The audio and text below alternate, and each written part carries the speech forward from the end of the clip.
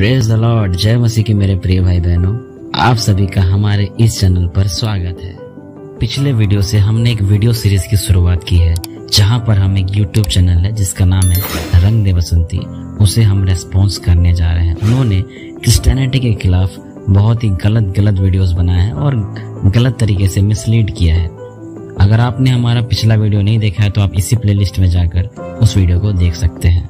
और उसी प्रकार से आज हम एक और रेस्पॉन्स करने जा रहे हैं, तो आइए हम इस वीडियो को देखते हैं। और इस वीडियो में हम इस चैनल के द्वारा उठाए गए सारे सवालों का जवाब देंगे और विशेष करके हम यीशु मसीह का ऐतिहासिक प्रूफ, हिस्टोरिकल एविडेंस और उनका मृत्यु का मेडिकल प्रूफ, मेडिकल जांच को भी हम बताएंगे।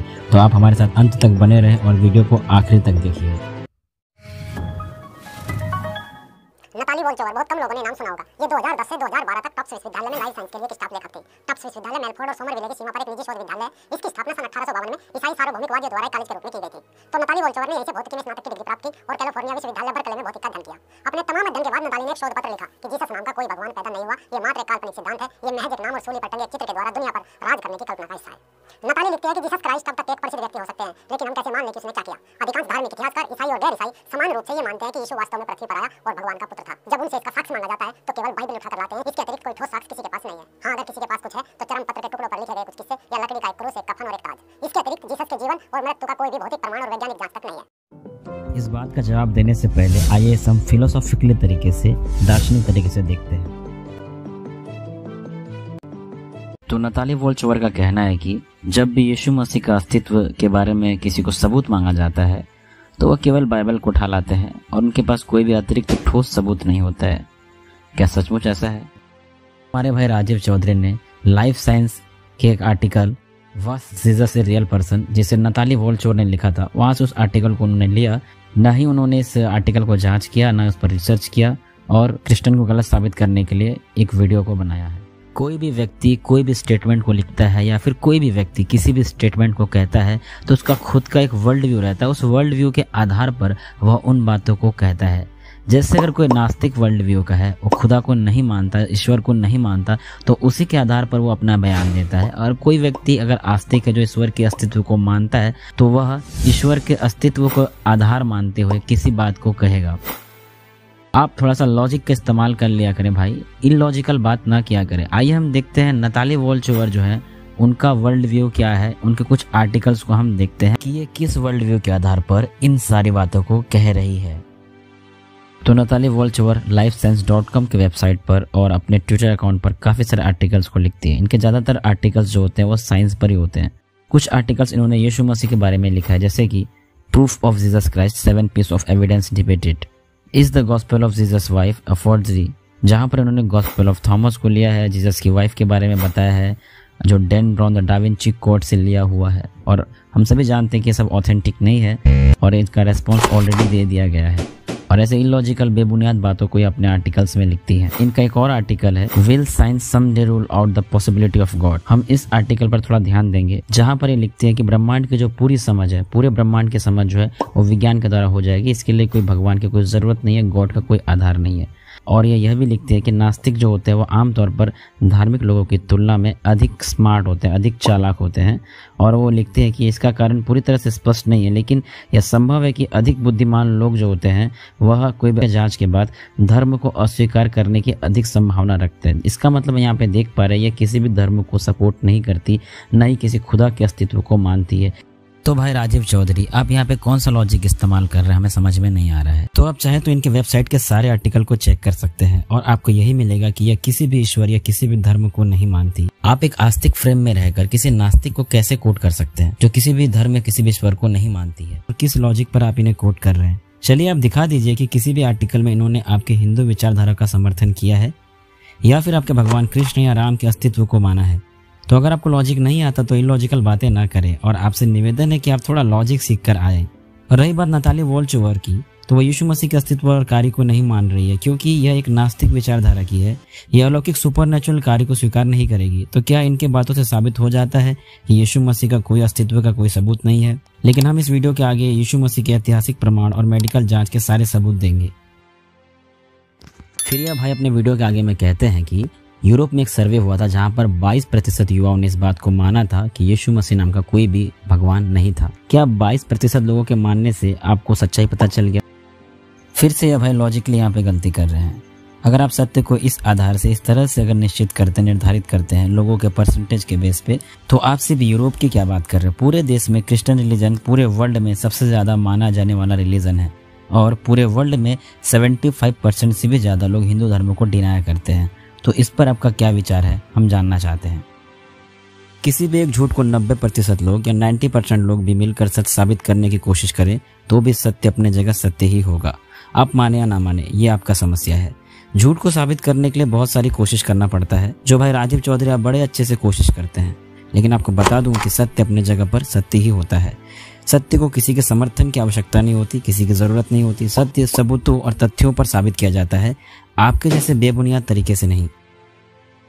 उसे 44 मिनट का एपिसोड बनाया गया और इसे हिस्ट्री चैनल पर 2019 में प्रसारित किया गया। इस एपिसोड के निर्माता सिंचा जैकोबोविची ने यरूशलेम में 2000 साल पुराने मकबरे में कथित रूप से खोजे गए 2 नाखूनों की कहानी बताई। बड़े भावपूर्ण ढंग से एपिसोड बनाया गया था, जिसे देखकर ऐसा लगता है कि जंग लगे अवशेषों ने एक बार फिर यीशु को सूली पर चढ़ा दिया।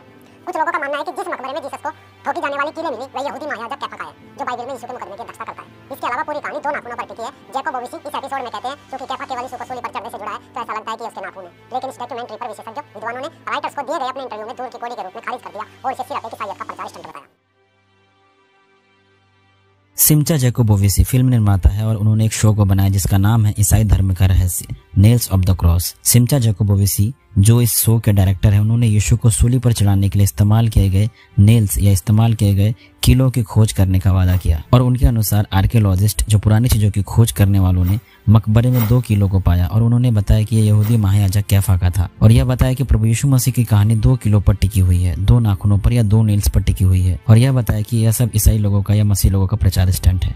इस बात का जवाब आप जानने के लिए इस वेबसाइट पर जा सकते हैं जिसका नाम है द बाइबल एंड इंटरप्रिटेशन, जहां पर आपको एक आर्टिकल मिलेगा, a critique of Simcha Jacobovici's Secrets of Christianity, Nails of the Cross. आप इस आर्टिकल में जाकर इन सारी बातों को जांच कर सकते हैं जहां पर इनके सारे पॉइंट्स को रिफ्यूट किया गया है। और इस आर्टिकल का जो वेबसाइट है उसका लिंक हम आपको वीडियो के डिस्क्रिप्शन में डाल दे रहे हैं ताकि आप वहां से जाकर इसको चेक कर सकते हैं। फिर अपने वीडियो के आगे में कहते हैं कि अल्बर्ट हस्टन जो उन्होंने 1911 में कहा प्रभु यीशु मसीह को क्रूस पर चढ़ाया गया होगा तो ज्यादा से ज्यादा 3 या 4 किलो का इस्तेमाल किया गया होगा। लेकिन आज हम देखते हैं कि यूरोप में बहुत सारे चर्चों में बहुत सारे कीले पाए जाते हैं, तो ये सब कहाँ से आ गए। फिर ये अपने वीडियो में आगे बताते हैं कि उन्होंने क्रॉस के बारे में बताया, जो यीशु मसीह ने क्रूस को उठाया है उसके बारे में वो कहते हैं कि आज जो है अलग अलग चर्चों में बहुत सारे क्रॉस है, इनको जोड़ा जाए तो एक पानी के जहाज जितना भारी हो जाएगा और इसे एक व्यक्ति कैसे उठा सकता है, मतलब प्रभु यीशु मसीह से कैसे उठाए होंगे और ये कितना बड़ा झूठ है करके ये कहते हैं। भाई थोड़ा तो कम से कम दिमाग का इस्तेमाल कर लें आप। आगे वीडियो में कांटों के ताज के बारे में बताते हैं, फिर आगे कफन के बारे में ये बताते हैं और कहते हैं कि यह कफन प्रभु यीशु मसीह का नहीं था, साइंटिफिक तरीके से इसको प्रूफ किया गया है। और बहुत सारे तीर्थ यात्री इस जगह पर जाकर पूजा करते हैं। जब यीशु मसीह की मृत्यु हुई थी तो एक कपड़े से उनको लपेटा गया था एक कफन की तरह। तो आपने इस वीडियो को देखा कि भाई क्या सवाल पूछ रहे हैं। इस बात से 2 सवाल उठते हैं। पहला सवाल, क्या कफन में दबे हुए व्यक्ति की पहचान सुसमाचार के यीशु मसीह के साथ की जा सकती है? दूसरा सवाल, क्या कफन यीशु के पुनरुत्थान के लिए नया एक प्रमाण प्रस्तुत करता है या फिर कफन से हमें कोई ऐतिहासिक प्रमाण मिलते हैं? हम कफन के साथ ऐतिहासिक तुलना नहीं कर सकते। हमें सुसमाचार को सत्यापित करने के लिए हमें कफन की कोई आवश्यकता नहीं हो सकती है। नए नियम की विश्वसनीयता ठोस सबूतों पर आधारित है। किसी भी कीमत पर सुसमाचार की विश्वसनीयता को प्रदर्शित करने के लिए कफन की कोई आवश्यकता नहीं है। हमारे ईसाई धर्म में किसी भी बातों को साबित करने के लिए इस प्रकार की कलाकृति की कोई आवश्यकता नहीं है। कफन पर कोई प्रत्यक्ष प्रमाण हमें नहीं मिलता है कि इसमें से शरीर फिर से जीवित और जिंदा हो गया, जैसे कि सुसमाचार में बताया गया है कि प्रभु यीशु मसीह जो जीवित हो चुके थे उनका मृत शरीर जो है दोबारा से जीवित हो गया। तो हम ट्यूरिन के कफन का क्या करें? हो सकता है कि किसी व्यक्ति का हो जिसे सूली पर चढ़ाया गया हो और उसी का दफन किया हुआ कपड़ा हो, लेकिन इसका मसीह की मृत्यु से कोई भी संबंध होने की कोई संभावना में नजर नहीं आती। और एक मुख्य बात हम आपको बता देना चाहते हैं कि हमारा विश्वास न ही किसी ट्यूरिन पर, न ही किसी क्रॉस पर और न ही किसी इस प्रकार की चीजों पर है, बल्कि हमारे विश्वास परमेश्वर के लिखित वचन पर निर्भर है। अधिकांश धार्मिक इतिहासकार ईसाई और गैर ईसाई समान रूप से ये मानते हैं कि यीशु वास्तव में पृथ्वी पर आया और भगवान का पुत्र था। जब उनसे इसका साक्ष्य मांगा जाता है तो केवल बाइबल उठाकर लाते हैं। इसके अतिरिक्त कोई ठोस साक्ष्य किसी के पास नहीं है। बहुत सारे इतिहासकार इस बात से सहमत है कि यीशु मसीह संसार में थे और उनकी मृत्यु हुई थी, लेकिन वो पुनरुत्थान की घटना को नहीं मानना चाहते क्योंकि वो कहते हैं कि ये प्रकृति के खिलाफ है, क्योंकि उनका विश्व दृष्टि, उनका वर्ल्ड व्यू अलग है। इस वजह से वो इस बात को स्वीकार नहीं कर पाते हैं। लेकिन किसी एक इतिहासकार को जब वो पूरी तरह से जांच कर रहे हैं तो सारे डिटेल्स को लेना चाहिए। वो किसी एक फैक्ट को छोड़ नहीं सकते, सारे फैक्ट सारे डेटा को वो लेकर ही किसी निष्कर्ष में पहुंचना चाहिए। तो आइए हम एंशिएंट नॉन क्रिश्चियन सोर्स देखेंगे, प्राचीन गैर ईसाई स्रोत। कुर्नेलियस टैसिटस AD 55 से 120 AD एक रोमन इतिहासकार थे जो कम से कम 6 से भी अधिक रोमन सम्राटों के शासनकाल में रहते थे। उन्हें प्राचीन रोम का महानतम इतिहासकार कहा गया है। टैसिटस 2 कार्यों के लिए जाने जाते हैं। पहला, वर्ण क्रम से लिखा हुआ इतिहास जिसे हम एनल्स कहते हैं। दूसरा, इतिहास हिस्ट्री। इतिहास 14 ईस्वी में अगस्तुस की मृत्यु से 68 AD 68 ईस्वी में नीरो की अवधि को, नीरो के समय को कवर करता है। टैसिटस ने एक संदर्भ या एक रेफरेंस मसीह के लिए और 2 संदर्भ पहले के ईसाई धर्म अर्ली क्रिश्चियन रिलीजन को लिखा या दर्ज किया है और यह उनके प्रमुख कार्यों में से एक था। नीरो के शासनकाल के दौरान रोम में महान आग के बारे में इस प्रकार से वर्णन किया गया था, नतीजन रिपोर्ट से छुटकारा पाने के लिए कि वह उस आग के लिए जिम्मेदार था जिसने रोम को धराशायी कर दिया था। नीरो ने अपराध बोध को तेज किया और अपने घृणित कार्यों के लिए नफरत करने वाले समूह पर सबसे उत्तम यातनाएं या सबसे ज्यादा सताव को दिया, जिन्हें सामान्य लोगों द्वारा ईसाई कहा जाता था। क्राइस्ट जिसके नाम की शुरुआत हुई थी, उसे टाइबेरियस के शासनकाल के दौरान हमारे एक प्रतिनिधि पोंटियस पिलातुस और सबसे अभियोजक असत्य धर्मी के हाथों अत्यधिक दंड का सामना करना पड़ा। उनकी मौतों में हर तरह का मजाक जोड़ा गया। जानवरों की खाल से ढके हुए वे कुत्तों द्वारा फाड़े गए और मर गए, या उन्हें सूली पर चढ़ा दिया गया या आग की लपटों में डाल दिया गया और जला दिया गया। इस रिपोर्ट से हम मसीह और ईसाई से संबंधित कई तथ्य सीख सकते हैं जो 60 AD में 60 ईस्वी में रोम में रहते थे। इस डेटा से हमें बात पता चलती है कि किस प्रकार से मसीहों के ऊपर सताव हुआ था। एक अन्य रोमन इतिहासकार जो यीशु और एक ईसाई रेफरेंस को संदर्भित करता है वह है सुएटोनियस, गायस सुएटोनियस। वह सम्राट हेड्रियन का मुख्य सचिव था। AD 117 से 138 117 ईस्वी से 138 ईस्वी तक, और रोम के इंपीरियल रिकॉर्ड्स या रोमी साम्राज्य संबंधी अभिलेखों या रिकॉर्ड्स तक उसकी पहुंच थी। टैसिटस के समान समय के बारे में लिखते हुए सुएटोनियस ने टिप्पणी की या उन्होंने लिखा, रोम में यहूदियों ने क्रिस्टस के उकसाने पर लगातार गड़बड़ी की, उन्होंने उन्हें शहर से निकाल दिया। हम देखते हैं अनुवादकों ने नोट किया कि क्रिस्टस क्राइस्ट का एक भिन्न शब्द या स्पेलिंग है। अन्य कमेंटेटर्स ने भी इस बात का मेंशन किया या उल्लेख किया। सुएटोनियस अपने लेखों में दंगों की एक लहर को संदर्भित करते हैं जो AD 49 ईस्वी के दौरान रोम में एक बड़े यहूदी समुदाय में फैल गया था। परिणाम स्वरूप यहूदी लोग शहर से निकाले हुए थे और इंसिडेंटली संयोग से स्टेटमेंट या बयान में हम देखते हैं प्रेरितों के कार्य 18वें अध्याय का 2वां वचन। यह एक इंटरेस्टिंग सबूत है जो संबंधित है कि पौलुस अक्विला नाम के पोंटस के एक यहूदी जोड़े और उनकी पत्नी प्रिस्किल्ला से मिले, जिन्होंने हाल ही में इटली छोड़ दिया था क्योंकि क्लॉडियस ने मांग की थी कि सभी यहूदी रोम छोड़ दें। तो इस प्रकार से हमें यहाँ पे बहुत सारी समानताएं दिखती है जो बाइबल से मैच करती है। दूसरा संदर्भ हम देखते हैं, यह दूसरा संदर्भ ईसाइयों के लिए है जिन्हें सम्राट नीरो द्वारा प्रताड़ित किया गया था। वो लिखते हैं, रोम में भीषण आग के बाद ईसाइयों को भी दंड दिया गया था, एक संप्रदाय जो एक नए और धार्मिक विश्वास का दावा करता था। टैसिटस और सुएटोनियस के साथ प्लिनी द यंगर भी एक रोमन लेखक और नियंत्रक थे जिनका जन्म बिथुनिया एशिया माइनर में 61-62 AD में हुआ था और वो 113 वर्ष में उनकी मृत्यु हुई। लगभग 110 ईस्वी या 111 ईस्वी में प्लिनी को रोमन द्वारा सम्राट ट्रेजेंडो द्वारा बिथुनिया क्षेत्र के मामलों को नियंत्रित करने के लिए भेजा गया था। वे अपने पत्र में लिखते हैं, ईसाइयों के किसी भी परीक्षण में कभी उपस्थित नहीं होने के कारण मैं उन्हें जांचने या दंडित करने के तरीके और सीमाओं से अनजान हूँ। इस बीच जिन लोगों को ईसाई घोषित किया गया है उनके प्रति मैंने जो तरीका अपनाया है वह ऐसा है, मैंने उन्हें पूछताछ किया कि क्या वे ईसाई थे। अगर उन्होंने इसे कबूल कर लिया तो मैंने 2 बार फिर से सवाल दोहराया और इस बार मौत की सजा के खतरे के साथ मैंने अपना सवाल दोहराया। यदि वे अभी भी उस पर स्थिर हैं तो मैंने उन्हें मार डालने का आदेश दिया। प्लिनी ने पाया कि ईसाई प्रभाव इतना मजबूत हो गया था कि मूर्ति पूजक मंदिर लगभग वीरान हो गए थे और मूर्ति पूजक त्योहार गंभीर रूप से कम हो गए थे। उन्होंने अपने पत्र में लिखा था, वे सुबह होने से पहले एक विशेष दिन पर मिलने की आदत में थे जब उन्होंने वचनों के माध्यम से मसीह के लिए एक भजन गाया और उसे एक परमेश्वर के रूप में माना और अपने आप को एक गंभीर शपथ से बांध दिया कि किसी भी बुरे काम को नहीं करेंगे, जैसे कि धोखाधड़ी, चोरी, व्यभिचार, झूठ बोलना। और जिसके बाद अलग होने और फिर से भोजन करने के लिए फिर से वो इकट्ठा होने का उनका एक रिवाज ऐसा था और एक ऑर्डिनरी और एक निर्दोष प्रकार का भोजन, इनोसेंट भोजन वो करते थे। यह एक बहुत ही इंपॉर्टेंट यहूदी गवाह थे जिनका नाम था फ्लेवियस जोसेफस। मतिया के बेटे थे जिनका जन्म एक बहुत ही अच्छे याजक परिवार में हुआ था, एक ऊंचे याजक परिवार में। 37 ईस्वी 38 ईस्वी के आसपास इनका जन्म हुआ था और 97 ईस्वी में इनकी मृत्यु हुई थी। उनकी शिक्षा कानून और इतिहासकार में उन दिनों में सर्वश्रेष्ठ थी। 19 साल की उम्र में फरीसी बन चुके थे। जब रोमन सत्ता के खिलाफ यरूशलेम ने विद्रोह किया तो उसे गलील में सेना की कमान दी गई। अपने अधिकांश सैनिकों को खोने के बाद इन्होंने अपने आप को सरेंडर कर दिया रोमन आर्मी को। जोसेफस ने सम्राट फ्लेवियस का पारिवारिक नाम ग्रहण कर लिया और गवर्नमेंट प्रिजनर बन गए। बाद के कुछ सालों के दौरान उन्होंने एंटीक्विटीज ऑफ द ज्यूज, यहूदी का प्राचीन समय, लिखा। 90 से 95 ईस्वी के आसपास लिखी गई यह रोमन इतिहासकारों गवाहों से पहले है।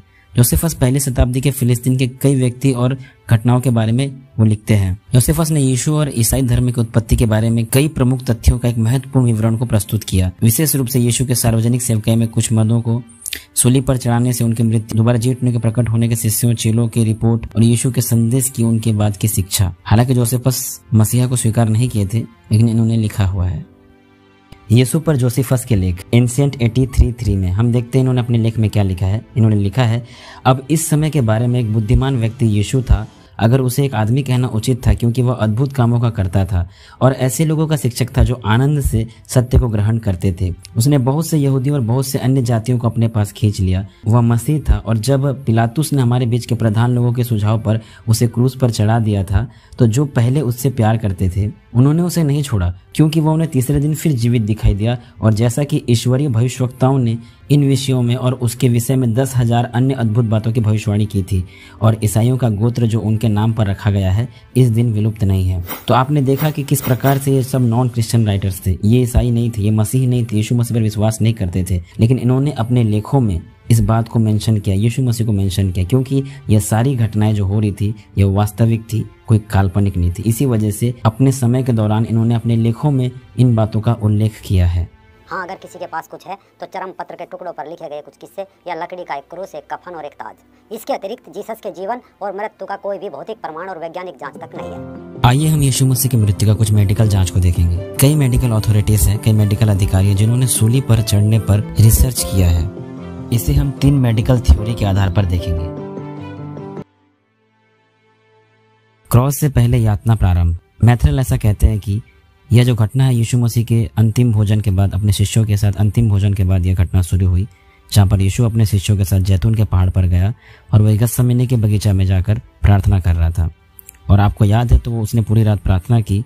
अब उस प्रक्रिया के दौरान वह अगले दिन आने वाली घटनाओं का अनुमान लगा रहा था और वो जानता था कि उसे कितनी पीड़ा झेलनी पड़ेगी, कितना दर्द सहना पड़ेगा। वह स्वाभाविक रूप से बहुत ही अधिक मनोवैज्ञानिक तनाव, साइकोलॉजिकल स्ट्रेस का अनुभव कर रहे थे, जिसे हम एक एक्सट्रीम लेवल का डिप्रेशन भी कह सकते हैं, जिसे हम डिप्रेशन में एक चरम सीमा भी कह सकते हैं। और इस स्थिति में हम देखते हैं, सुसमाचार भी हमें बताता है कि उसने इस पॉइंट पर यीशु मसीह का जो शरीर से पसीना जो है लहू की तरह, खून की तरह, बड़ी बड़ी बूंदों की तरह जमीन पर गिर रहा था। मैथरेल ने कहा, यह एक जाना हुआ मेडिकल सिचुएशन है जिसे हेमेटोड्रोसिस कहा जाता है। यह एक उच्च स्तर के मनोवैज्ञानिक तनाव या एक हाई लेवल का एक साइकोलॉजिकल स्ट्रेस या एक्सट्रीम लेवल का डिप्रेशन की सिचुएशन से जुड़ा हुआ है। और इस स्थिति में पसीना जो है खून से रंगा हुआ निकलता है और साथ ही साथ शरीर की जो चमड़ी होती है या जो हमारा स्किन होता है वह बहुत ही नाजुक अवस्था में हो जाता है। कि अगले दिन यीशु मसीह को कोड़े मारने वाले थे रोमन सैनिक, और इस अवस्था में उन्हें कोड़े मारे गए थे जब उनका स्किन जो है नाजुक अवस्था में था।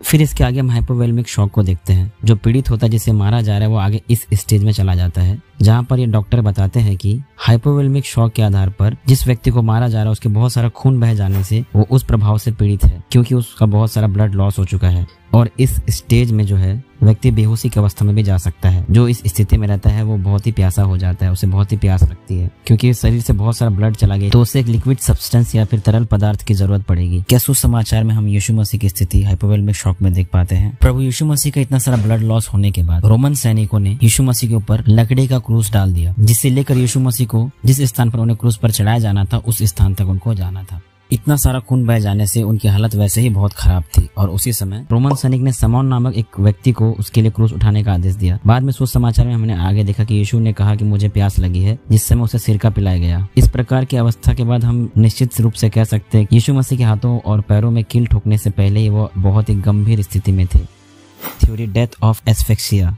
जहाँ पर हम सभी जानते हैं कि यीशु मसीह को जब कीले ठोके गए और क्रूस पर जब लटका दिया गया, यीशु मसीह की जो अवस्था थी वो इस प्रकार से थी कि उन्हें सांस लेने में तकलीफ हो रही थी और इसे ही डेथ ऑफ एस्फिक्सिया कहा जाता है, जहाँ पर ऑक्सीजन के स्तर से पता चलता है कि सांस के रुकने से मृत्यु जो है हो जाती है। बाइबल के अनुसार 6 घंटे के आसपास यीशु मसीह की मृत्यु हो गई, क्योंकि जब भी ऐसे लटकाया जाता है किसी को तो उसको सांस लेने में तकलीफ होती है। वो अपने शरीर को जब ऊपर उठाते हैं क्योंकि उन्हें पूरी तरीके से कलाइयों पर और पैरों पर कीले मार दे जाते हैं और जिससे बहुत ही परफेक्ट तरीके से रोमन सैनिक लॉक कर देते हैं, क्योंकि वो बहुत ही प्रोफेशनल थे। इस अवस्था पर कोई व्यक्ति जो क्रूस पर रहता था उसे सांस लेने के लिए अपने शरीर को उठाना पड़ता था, जिस वजह से धीरे धीरे उसके दम घुटने से मौत हो जाती है। मेडिकल डॉक्टर्स इस बात को मानते हैं कि यीशु मसीह की मृत्यु हुई थी क्रूस में, और इतिहास में आपको रोमन फ्रॉगिंग के बारे में बहुत सी घटनाएं मिलेंगी जहाँ पर आप जाकर चेक कर सकते हैं, और इस आधार पर यीशु मसीह के मृत्यु का मेडिकल जांच भी हमारे पास है।